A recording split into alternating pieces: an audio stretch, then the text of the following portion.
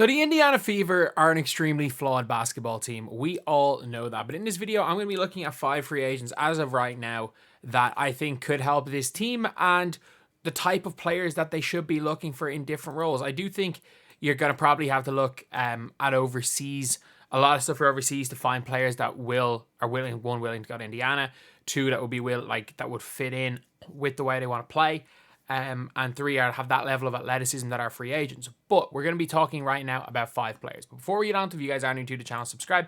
We are we are 100 subscribers off, or we're 10 subscribers off, 20.1k, which if we can hit that by the end of the day, that'd be incredible. Either way, so I'm going to be talking about 5 of these players right now, ranging from players that would be relatively cheap to players on max contracts, to players that, like, if they get these players, okay, things are going to start to change. And a lot of it all depends on the pieces they have, the pieces they keep, the pieces they lose. And I do think there's one, like, Kelsey Mitchell is a free agent this year. Erica Wheeler's a free agent, but they're not going to, look, Erica Wheeler's not going to be re-signed.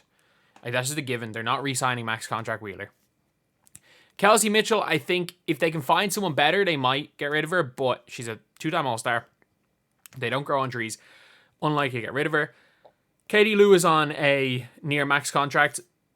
The only thing with Katie Lou is that it's likely that she's going to be taken in the expansion draft. So there's a good chance that they might lose her. So that frees up a lot of cap space. So the first player I would look at is Julie Vanloo. The only thing with her is that she is a restricted free agent.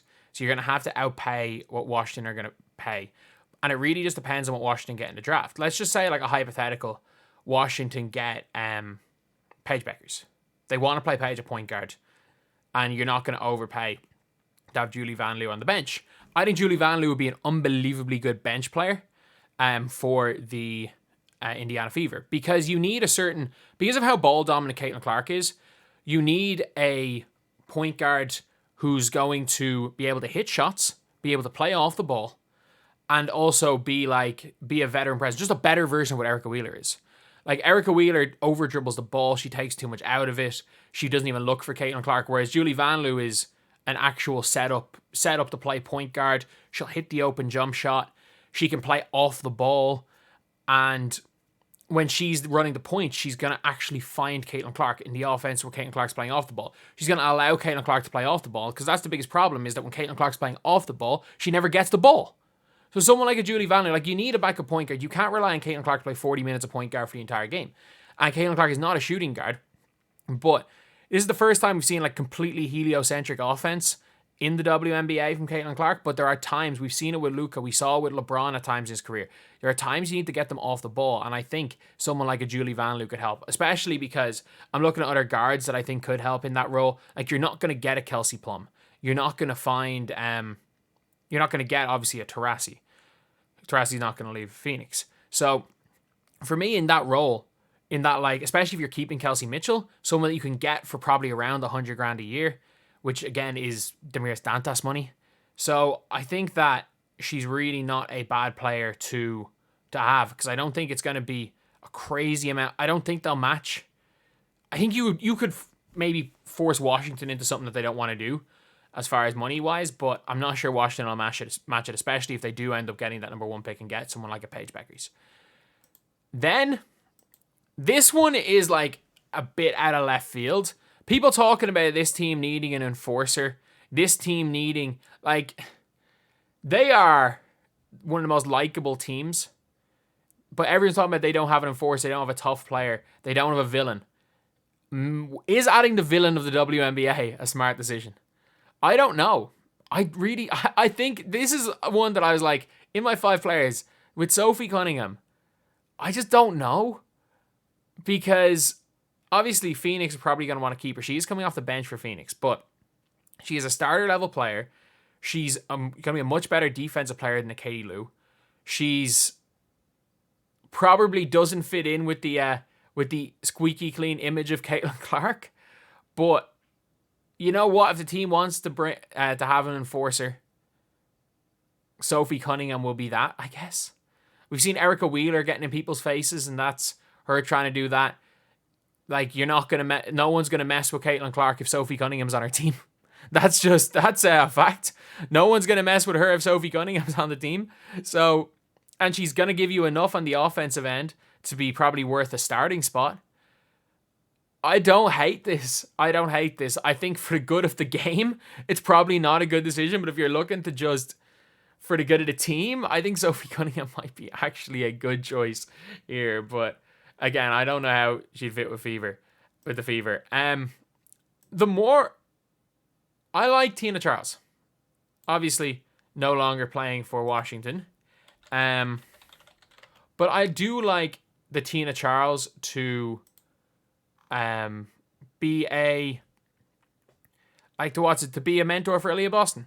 Look, Tina Charles is 36 years old. She's going to be 36 years old next season. She's on a high enough contract. Actually, you know what? She's not. She's only getting paid $130,000 a year. She's been really good starter for Atlanta. And look, she's one of the best bigs there's ever been. She's an MVP. She's an 8-time All-Star. She's like 5-time All-WNBA first team, 4-time second team. She's one of the greatest centers there's ever been. She's big, and she's still good. Like, Tina Charles is still good at this point in her career. I think, especially because the fact Fever aren't going to be good next year, and with the way contracts are, because of the way the cap is going to explode in 2026, everyone you're signing is on a 1-year deal. So I think a 1-year deal for someone like a Tina Charles might not be a bad option at all. I think you bring her in for a year. You can have Aaliyah Boston learn from her. Because look, your building blocks are Caitlin Clark and Aaliyah Boston.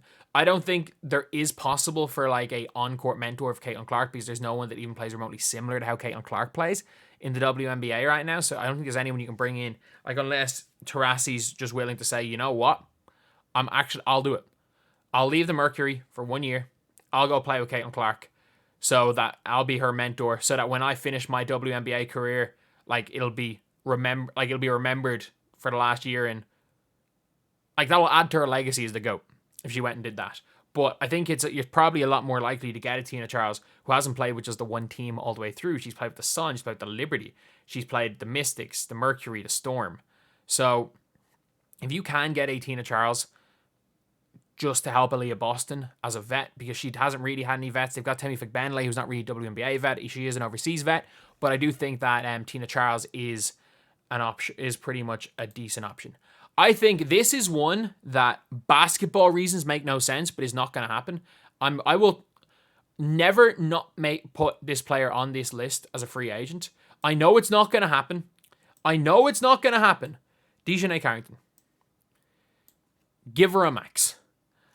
Connecticut, I don't think are going to be able to match the max, because they already have Alyssa Thomas on a max, they already have DeWanna Bonner on a big contract, and they already have Bree Jones on a max. They're not going to be able to match the max, I don't think, with the way their roster is constructed.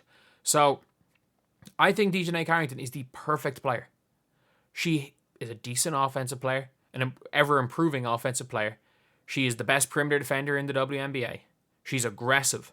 She's strong. She's also going to be one of those players that is so good on defense that it affects how offensive players play. She imposes herself on the defensive end, so the perimeter offensive players are going to struggle. She is the perfect player that the team needs. I know they're not going to get her. I know there's a near 0% chance she would take a damn pay cut to not play for Indiana because of the fans. She's not going to do it. But you just never know. She is dating a player on the Fever. So you just never know. I don't think it's going to happen. I think it's a near impossibility for it to happen. But if it does happen, it is the perfect signing. And then this isn't, if we're talking about the top end players in this free agency class, obviously Breanna Stewart's in it, but they're not going to, but Breanna Stewart's not going to Indiana. The best player that I think there is some chance of getting to Indiana, Satu Sablé. And you might be saying, for all these new fans saying, who? Satu Sablé is one of the best players in the league. She's been injured all year. She's going to be back. I think she might be back for the Olympics. She's been with Fenerbahce for the last number of years. She's been with the Wings. And she is an unrestricted free agent. But the thing is that, again, she was 22 when she was drafted. She's went to school in Germany. She went to Oregon. and she is like a unicorn. She's a 6'4" guard post hybrid who can shoot, who can handle, who does everything, who can move. She does everything. Like, I watched her sister, who's currently playing for the Liberty. I watched her play in the European Championships here. When they played against in the European Championships, it was them versus Ireland, or was it B? It was Division B. It was them versus Ireland in the final. It was when it was in Ireland, and her sister, who was the 5th pick in her draft, absolutely dominated that whole tournament. And then I remember hearing stuff about her sister being even better, who is Satu. Satu is a player that you're not gonna find a Satu Sabali. There may not have been a player like Satu Sabali in quite a while. She does everything. She does absolutely everything well on the floor. And yeah, there are injury issues, but she's a 2-time All-Star. She was on the All WNBA first team last year. I don't think she was great in the playoffs, but she had 40 on the Fever last year. If Satu's an All-Star, and she has been on podcasts defending Caitlin Clark. She is not one of these people that, again, she's not American, so the big market isn't going to make like the biggest deal in the world. Obviously, didn't even realize she was born in New York. I just saw her Wikipedia, because I know she did grow up in Germany. She plays for the German national team. So it says that she moved to Gambia when she was 2 years old and moved to Berlin when she was about to start school. So look, she didn't grow up in America, so the big market thing of Indiana not being a big market isn't going to be the biggest factor. If Indiana are willing to pay, there is an opportunity there, especially if the Dallas Wings are not great this year. And she's thinking to herself, especially because she has praised Caitlin Clark, she's thinking to herself, okay, we've got Enrique, who is ball dominant. We've got some players on this team that are going to get theirs. We're probably going to keep Odyssey Sims next year, who's going to get theirs. Okay, maybe I go here. I take Alyssa Smith's spot to 4, and suddenly I'm getting the ball from Caitlin Clark, and I'm averaging 23 a game as the number 1 option on a team with an absolute elite duo. If they can get Satu, and then if it doesn't work, sign on a 1-year deal and she can go somewhere else. Maybe she wants to get out of Dallas, I don't know. But if you can manage to get Satu Sabali, that is the number 1 free agency option. Like, DiJonai Carrington is a better fit. Satu is by far the better player.